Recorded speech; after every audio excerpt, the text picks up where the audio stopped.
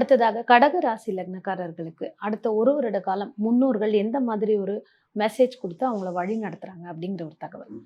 கடகத்துக்கு 3 கார்ட் ஸ்ப்ரெட்டே எடுத்துக்கலாம். ம்.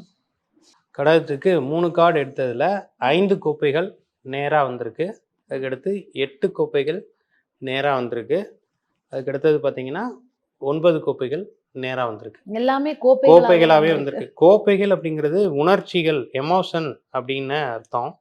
அதில் வந்து இந்த 5 கோப்பைகள் 8 கோப்பைகள் வந்து என்ன சொல்லுது அப்படின்னா, நிறைய பேர் வந்து கொஞ்சம் ஆன்சைட்டி, டிப்ரெஷன், மன அழுத்தம் இந்த மாதிரியான இதில் தான் இருந்துகிட்டு இருக்காங்க. இவங்களுக்கு இந்த சனி வேற வக்ரம் ஆகிட்டதுனால சனி கரெக்டாக வந்து பார்த்தீங்க அப்படின்னா கும்பத்துலேருந்து அந்த கடகத்துக்கு ஒரு கனெக்டிவிட்டியான இதாக இருக்கும். அப்போது ஒரு சில பேர் வந்து பார்த்திங்கன்னா என்னோடய வாழ்க்கையே நிறைய சிக்கலாக இருக்குது அப்படின்னு நினச்சிட்டு இருப்பாங்க. ஆனால் அவங்களுக்கு வந்திருக்கக்கூடிய எதிர்காலம் அப்படின்னு சொல்லப்படக்கூடிய 9 கோப்பைகள் வந்து நேராக வந்திருக்கு. இந்த கார்டு வந்தது அப்படின்னாலே இவங்களுக்கு மிகப்பெரிய அளவு ஒரு சேஞ்ச் ஓவர் வந்து அடுத்த ஒரு 4 மாதத்துலேருந்து நடக்க ஆரம்பிச்சிடும். இந்த 5 கோப்பைகள் 8 கோப்பைகள் வந்துடுச்சே, இதில் நம்ம என்ன பண்ணலாம் அப்படின்னு கேட்கும்போது பார்த்தீங்க அப்படின்னா, அவர்களுக்கு வந்து கடக ராசி, கடக லக்னம், இது வந்து கடகம் வந்து குரு உச்சமாகக்கூடிய இடம். இவங்க திருச்செந்தூர் முருகனை போய் தரிசனம் செய்து புதன்கிழமை நைட்டே போய் அங்கே ஸ்டே பண்ணிடணும். வியாழக்கிழமை காலையில் 6 to 7 அந்த குரு ஓர அந்த நேரத்தில் வந்து கடலாடி அவர்களும் வந்து அந்த நாளிகணத்துலையும் முதல்ல நாளிகணத்தில் குளிச்சுட்டு தான் கடலில் குளிக்கணும். அதுக்கடுத்து போய் விஸ்வரூப தரிசனம்னு சொல்லுவாங்க. அதில் போய் முருகனை வந்து இவர்கள் வழிபடுவதனால் இவர்களுக்கு பணம், பதவி, அந்தஸ்து, செல்வாக்கு உயரக்கூடியதும் சுப விஷயங்கள் நடக்கக்கூடியதுமாக இருக்கும். தடைகள், தடங்கல்கள் அனைத்தும் விலகுவதற்கு திருச்செந்தூர் முருகனை இவர்கள் கண்டிப்பாக இந்த ஒரு வருட காலத்தில் ஒரு 4 தடவையாவது போய் வழிபட்டு வருவது, அதுவும் வியாழக்கிழமையாக சென்று வழிபடுவது இவர்களுக்கு சிறப்பை தரும். கடகத்தில் தான் செவ்வாயும் நீச்சமாவார், குரு உச்சமாவார். அப்படிங்கும்போது அந்த செவ்வாய் குரு காம்பினேஷன்ஸோட இதுக்கு வந்து அவங்க முருகனை வழிபடுவது, அதுவும் திருச்செந்தூர் முருகனை வழிபட்டு அங்கே இருக்கக்கூடிய உற்சவர் சண்முகரையும் வழிபட்டு அந்த சண்முகரை சுற்றி வரும்போது ஜெயந்திநாதர்னு ஒன்று வச்சுருப்பாங்க. அது வந்து விழா காலங்களில் மிக முக்கியமாக வந்து அந்த 4 மாதங்கள் மிக முக்கியமாக இந்த சூரசம்ஹாரம் இது மாதிரியான காலகட்டத்தில் தான் அந்த ஜெயந்திநாதரை வெளியில் கொண்டு வருவாங்க. அவரை வந்து அங்கே வழிபடுறது சிறப்பாக வேலை செய்யும். ஏன்னா திருச்செந்தூர் முருகன் வந்து மும்மூர்த்திகளின் அவதாரமாக அந்த விழா காலங்களில் பார்த்தீங்கன்னா பச்சை சாத்தி விஷ்ணுவாக வருவார், வெள்ளை சாத்தி பிரம்மாவாக வருவார், சிகப்பு சாத்தி ருத்ரனாக வருவார். 3 விதமான அம்சத்தில் இருக்கக்கூடியது திருச்செந்தூர் முருகன் தான். அதே மாதிரி குருவின் அம்சமாக குருவோட ஜீவகாந்த பேராற்றல் நிறைந்து விளங்கக்கூடிய இடம் பிரபஞ்சத்தில் அந்த திருச்செந்தூர் முருகன் கோயில் தான். அதுக்கு அவங்க கண்டிப்பாக போகணும். இப்போ 4, 8, 4, 5 அப்படிங்கும்போது இது வந்து பழனி முருகனை போய் வழிபட வேண்டும். இது ரெண்டுமே வந்து தனிமையை குறிக்கக்கூடியதும் ஒரு கழிவிறக்கம் இந்த மாதிரியான, அதாவது வாழ்க்கையில் விரக்தி, வேதனை அந்த மாதிரியான சூழ்நிலையை இவர்களுக்கு இந்த காலகட்டத்தில் ஆல்ரெடி கொடுத்துருக்கும். சிக்கல்கள் இருக்குது. இந்த சிக்கல்களிலிருந்து விடுபடணும்னா திருச்செந்தூர் முருகனை போய் நீங்கள் அந்த விஸ்வரூப தரிசனம் பார்த்தா தான் இவங்களுக்கு அடுத்த 1 year பீரியடே வந்து சுமூகமாக போகும், ஸ்மூத்தாக போகும். இவங்க நினைக்கக்கூடிய அனைத்து விதமான நல்ல விஷயங்களும் வந்து சுலபமாக நடக்கக்கூடியதாக இருக்கும். ஸோ முடிந்த அளவு இவர்கள் வந்து ப்ளூ கலர்ஸை வந்து அவாய்ட் பண்ணணும்.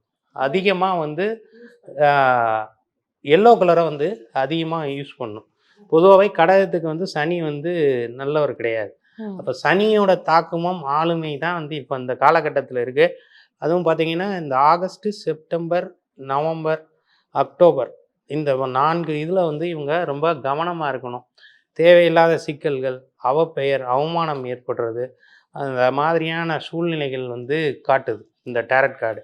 அப்போது இதுக்கு வந்து என்ன அப்படின்னா, ஒரு மிக முக்கியமாக கன்னியாகுமரி பகவதி அம்மனை வழிபட்டு அந்த கடல் நீராடுறது, ராமேஸ்வரம் போய் அங்கே ராமநாதேஸ்வரரை கும்பிட்டு அங்கேயும் கடல் நீராடுறது, இப்படியான கடலோடு இருக்கக்கூடிய அம்சத்தில் இருக்கக்கூடிய ஒரு கோயில்களுக்கு வந்து சென்று வருவது இவர்களுக்கு சிறப்பை தரும். வசதி இருக்கக்கூடியவர்கள் காசிக்கு போய் காசி விஸ்வநாதனையும் விசாலாட்சியும் வணங்கி அங்கே இருக்கக்கூடிய கங்கையில் நீராடி தரிசனம் செய்தார்கள்னா, அன்னபூரணியை தரிசனம் பண்ணாங்கன்னா அவங்களுக்கு வந்து தொழில் சார்ந்த விஷயங்கள்ல நல்ல ஒரு இம்ப்ரூவ்மெண்ட் கிடைக்கும். மிக முக்கியமா மாணவர்கள் வந்து படிப்புல ரொம்ப கவனமா இருக்கணும்.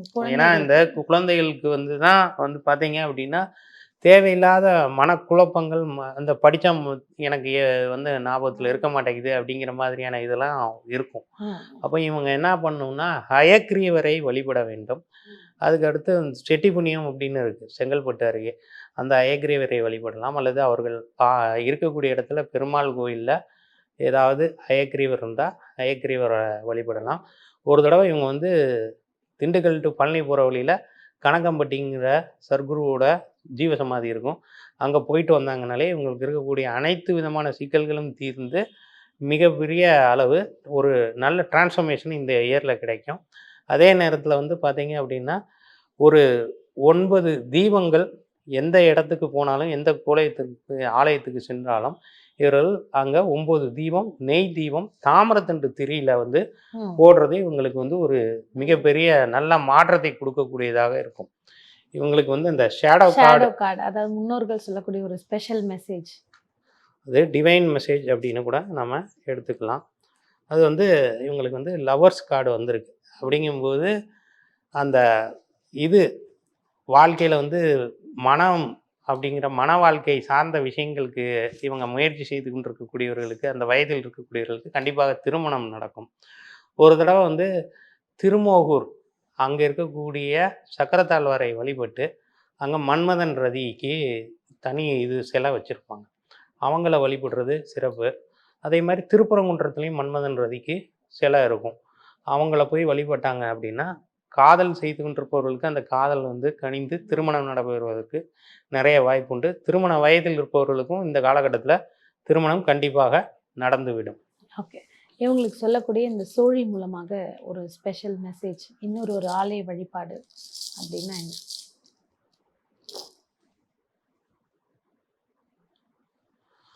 சோழி வந்து இவங்களுக்கு 5 காட்டுது. இப்போ 5 அப்படிங்கும்போது பஞ்சபூத ஸ்தலங்கள் அப்படின்னு சொல்லுவாங்க.